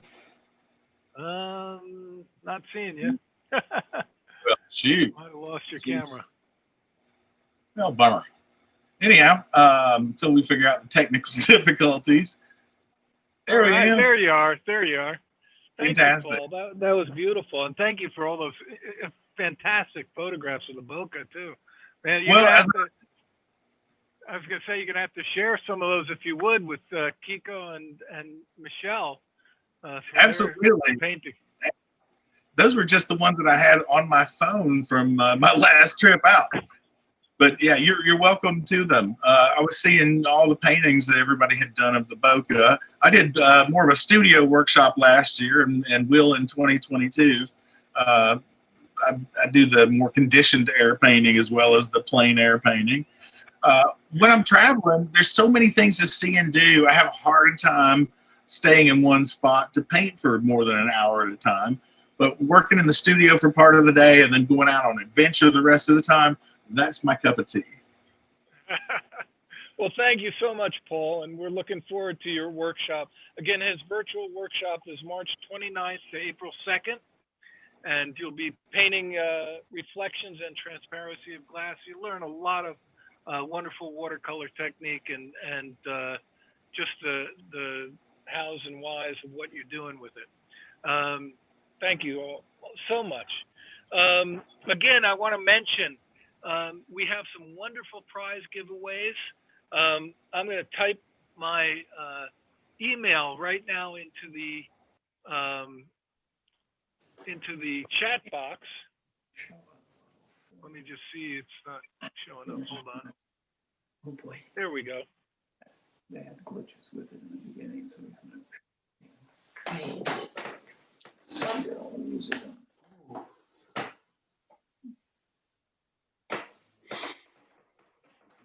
All right. You just send us an email. Mention to us your favorite medium and where you're from, and mention Casa Virtual Workshop prize. And you could possibly win one of the wonderful gifts that we have from our sponsors. They're brushes from Princeton Brush, sets of paints from Royal Talons, both Cobra and Rembrandt, a beautiful plein air pro easel, and some boxes of canvas from Frederick's Canvas. So to wrap it up, I think I figured out the problem with the sound and the overlay. I'm going to try to share our video together. Again, you probably saw about half of it, but hopefully it'll work right this time. And let me share that. Again, I want to mention our son Bram wrote and composed all this music and also performed all the instruments on it. So enjoy it, and then we'll say goodbye at the end. Hold on just 1 second. I want to make sure I share sound. And here we go. Give it a second to load in.